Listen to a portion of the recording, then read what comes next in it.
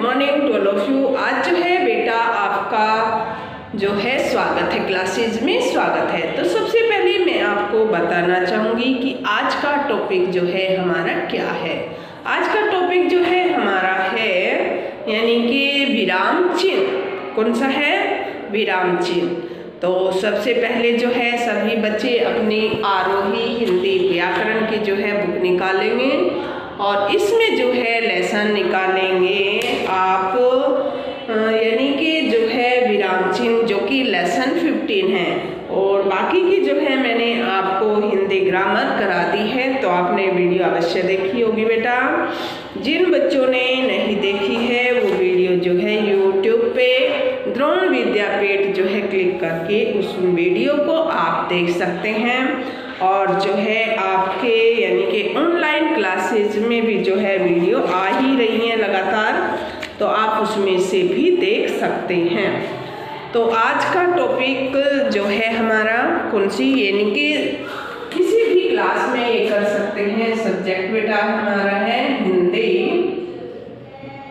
Grammar.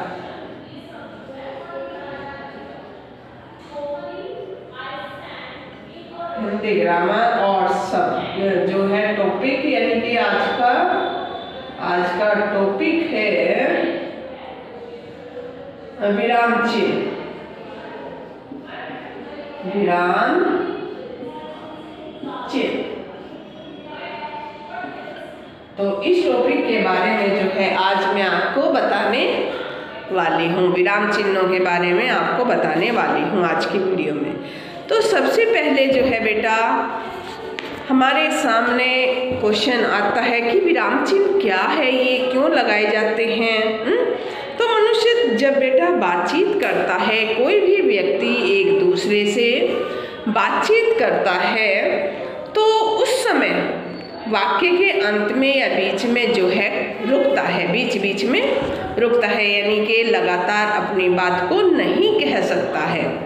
तो उस रुकने की स्थिति को विराम चिन्ह कहते हैं। हम क्या कहते हैं उस रुकने की स्थिति को? उस रुकने की स्थिति को जो है बेटा हम विराम चिन्ह कहते हैं। और विराम चिन्ह जो है लिखते समय स्थान विशेष पर जो है रुकते हैं। जब हम कोई विषय वस्तु लिखते हैं तो उस पर जो है हम किसी विशेष स्थान पर रुकते हैं, अथवा उतार चढ़ाव आदि दिखाने के लिए जिन चिन्हों का प्रयोग किया जाता है रिटर्न में जो है हम, यानी कि लिखाई में जब कोई उतार चढ़ाव आता है या बोलने का विषय होता है तो उसमें उतार चढ़ाव के कारण जो है बेटा हम बीच में रुकते हैं। तो इन जो है उतार चढ़ाव आदि को दिखाने के लिए जिन चिन्हों का प्रयोग हम करते हैं उन्हें जो है हम क्या कहते हैं? उन्हें हम विराम चिन्ह कहते हैं। जैसे मैं एक उदाहरण दूंगी। एक युवक मेरे पास पैरों में मोजे और जूते, सिर पर टोपी, हाथ में छड़ी, मुंह में सिगार और जो है बेटा कुत्ता उसके पीछे यानी कि पीछे लिए आया था। एक युवक मेरे पास, यहाँ मैं आपके सामने लिखूंगी, एक युवक मेरे साथ, पहले मैं लिख रही हूँ उसके बाद हम चिन्ह लगाएंगे। एक युवक मेरे साथ आप भी इसको नोट कर सकते हैं। एक युवक मेरे पास पैरों में मोजे, मेरे पास पैरों में मोजे,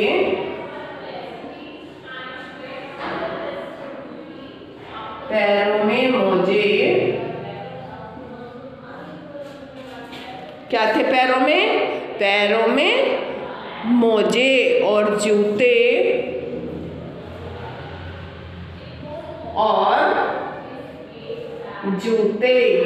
तो जब जूते लिखा है यहाँ पर क्या है? यानी कि अल्प विराम, क्या बोलते हैं इसको?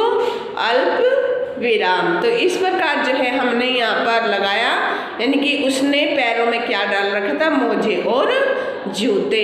नेक्स्ट, सिर पर टोपी, सिर पर टोपी, टोपी के बाद जो है हम क्या लगाएंगे, यानी कि अल्पविराम। उसने पैरों में क्या डाल रखा था, उसने जो है बेटा पैरों में मोजे और जूते डाल रखे थे। सिर पर क्या डाली थी उसने, टोपी, और हाथ में छड़ी, हाथ में क्या था, हाथ में छड़ी। तो छड़ी यानी कि यहाँ पर जो है अर्धविराम आया है, हाथों में, हाथ में छड़ी। मुंह में सिगार, मुंह में सिगार,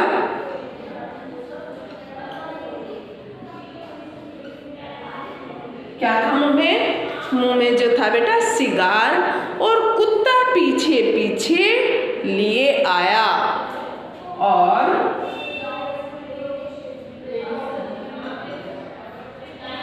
कुत्ता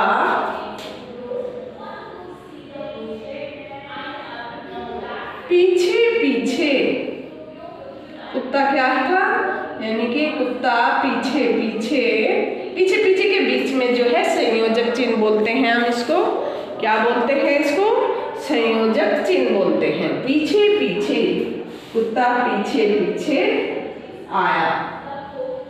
तो इसमें अभी मैंने आपको बताया, आया नहीं पूर्ण विराम, पूर्ण विराम यानी कि उसके कुत्ता जो है बेटा पीछे पीछे आया।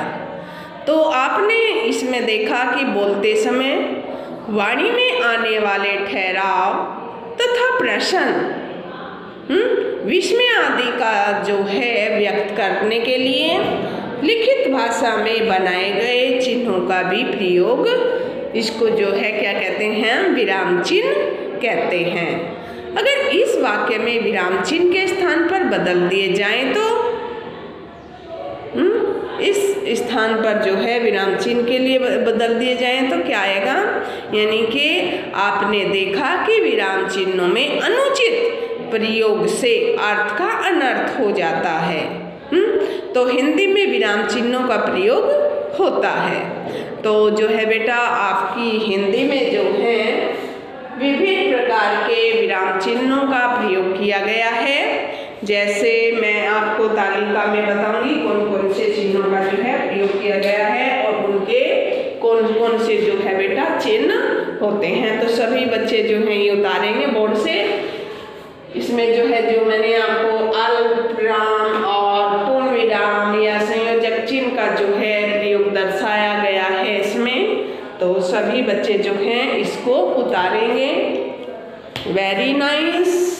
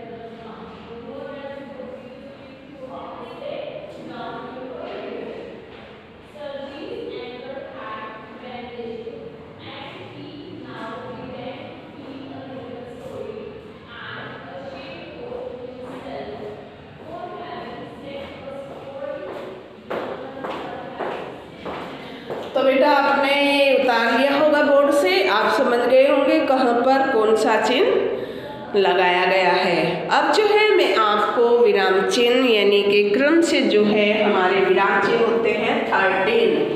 कितने होते हैं? यानी कि 13 विराम चिन्ह होते हैं, उनकी तालिका मैं आपको बताने वाली हूँ। तो सभी बच्चे जो हैं ये इनका अध्ययन अवश्य करेंगे, ठीक है जी। तो इसमें जो है बेटा आपका क्रम, सबसे पहले जो है हमारा क्रम यानी कि 1 2 3, इसमें आ जाएगा आपका क्रम। फिर आपके आएंगे विराम चिन्ह कौन से हैं, और इधर आ जाएंगे आपके चिन्ह।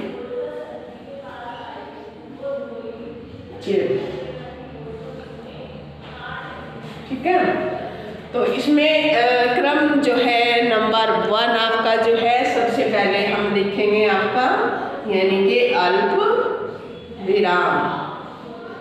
कौन सा होता है बेटा? अल्प विराम, जो कि ये होता है इसका चिन्ह, ठीक है। नेक्स्ट होता है आपका अर्ध विराम, यानी कि दूसरे नंबर पर अर्ध विराम। क्या होता है दूसरे नंबर पर? अर्ध विराम। तो अर्ध विराम में जो है कैसे होगा? ऊपर एक बिंदु और उसके नीचे ये चिन्ह लग जाए, इसको बोलते हैं हम अर्ध विराम। 3rd नंबर पे है उपविराम। क्या है? उपविराम।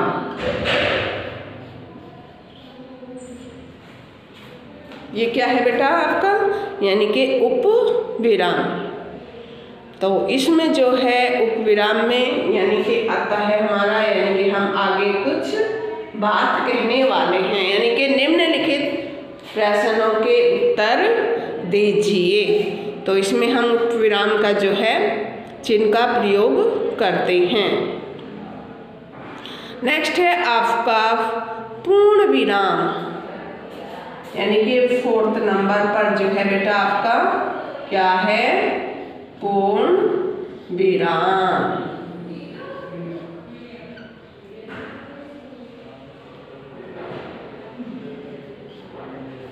पूर्ण विराम, तो पूर्ण विराम आप लिख लिया।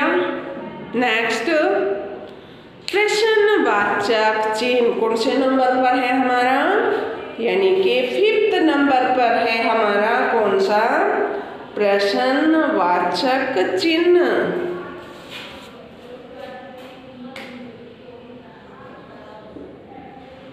प्रश्नवाचक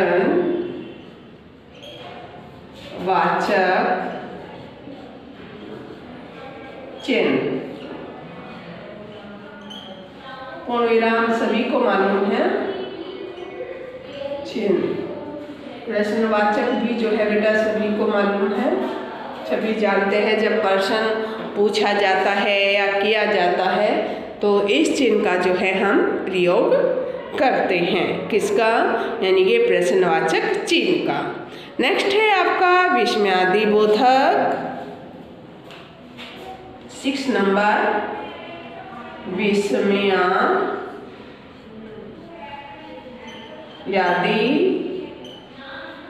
विस्मयादि बोधक चिन्ह।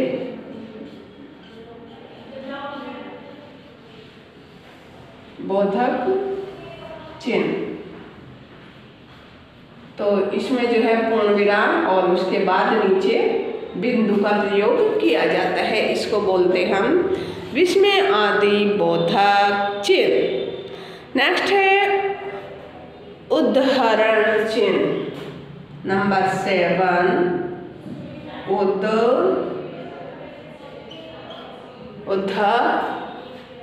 उद्धरण चिन्ह। उद्धरण चिन्ह, ये भी 2 प्रकार के होते हैं वैसे बेटा उदाहरण चिन्ह, यानी कि गहरा उदाहरण और दोहरा उदाहरण। तो इसमें जो है मैं आपके सामने बता रही हूँ, यानी कि दोहरा उदाहरण का प्रयोग। और गहरे उदाहरण का जो है बेटा इकहरा यानी कि सिंगल, इस प्रकार ये लगाया जाता है। इकहरा और दोहरा जो है उदाहरण चिन्ह। नेक्स्ट है आपका 8 नंबर यानी कि निर्देशक चिन्ह। 8 नंबर पे क्या है बेटा? निर्देशक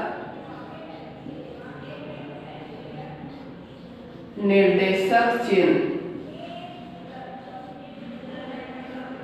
निर्देशक चिन्ह में क्या लिखेंगे आप, कैसे लिखेंगे निर्देशक चिन्ह में?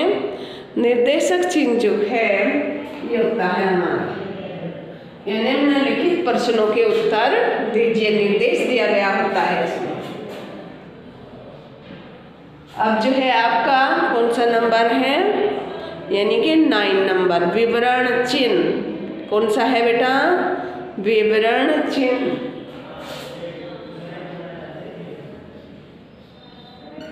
विवरण चिन्ह, तो विवरण चिन्ह जो है ये होता है, ठीक है जी। नेक्स्ट है आपका 10th नंबर यानी कि 10वां नंबर। 10 नंबर पे आएगा आपका योजक चिन्ह। कौन सा है बेटा? योजक चिन्ह। कौन सा? योजक चिन्ह। योजक चिन्ह में जो होता है, जैसे माता पिता के बीच में लगाया जाता है ये हाइफन जैसे छोटा, इसको बोलते हैं हम, तो इसको कहते हैं हम यानी कि योजक चिन्ह। योजक चिन्ह हाइफन, इंग्लिश में हम इसको कहेंगे हाइफन। नेक्स्ट है आपका कोष्ठक चिन्ह यानी कि 11 नंबर पर कोष्ठक चिन्ह। कोष्ठक यानी कि ब्रैकेट में जिसको हम बोलते हैं इंग्लिश में ब्रैकेट क्लॉज, तो यानी कि कोष्ठक चिन्ह। नेक्स्ट है त्रुटि चिन्ह, त्रुटि पूर्वक चिन्ह, यानी कि 12 नंबर पर हमारा क्या है? त्रुटि पूर्वक चिन्ह।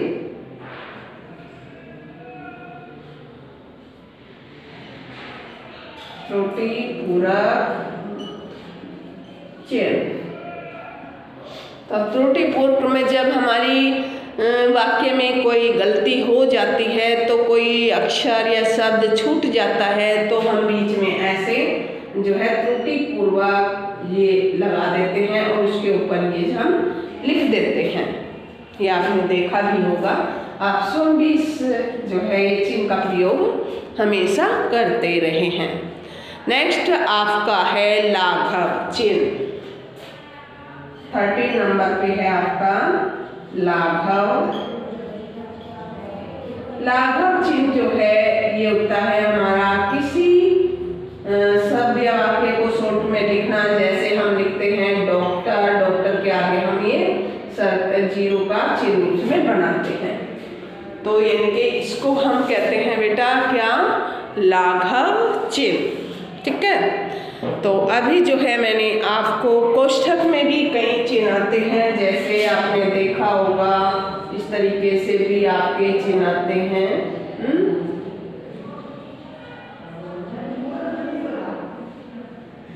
इस तरीके के भी जो है आपके कोष्ठक चिन्ह में आया करते हैं, तो इनको भी जो है बेटा कोष्ठक चिन्ह की संज्ञा दी जाती है।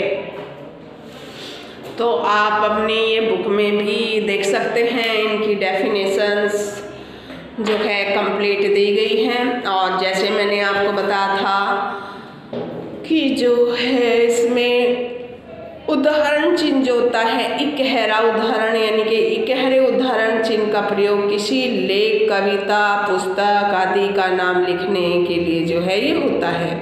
जैसे सूर्यकांत त्रिपाठी, निराला आदि के लिए जो है इकहरे उदाहरण का प्रयोग किया जाता है।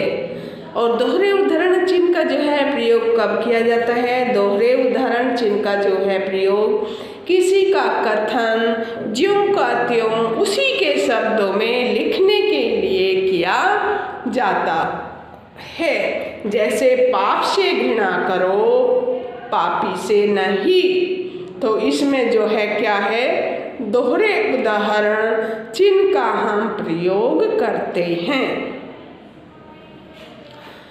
तो इसमें योजक चिन्ह, जैसे योजक चिन्ह का प्रयोग समस्त पदों का अर्थात विलोम जो है समानार्थी और द्वंद्व समास के बीच में किया जाता है। राजा, रंग, अमीर, गरीब, धीरे धीरे, माता पिता, लाल मिर्च, हरी मिर्च आदि में इसका प्रयोग किया जाता है।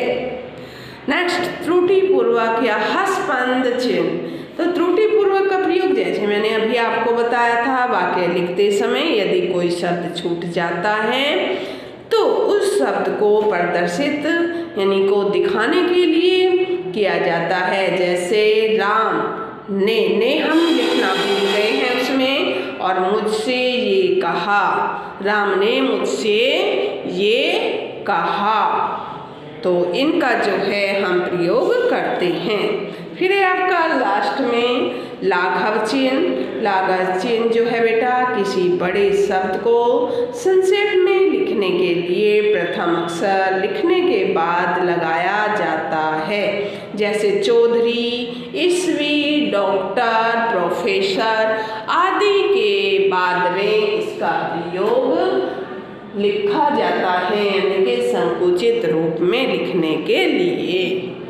तो आज जो है बेटा मैंने आपको बताया है विराम चिन्ह। ये जो है आप कोई भी क्लास का बच्चा इसको कर सकता है। तो आज के लिए इतना ही। Have a nice day, take care.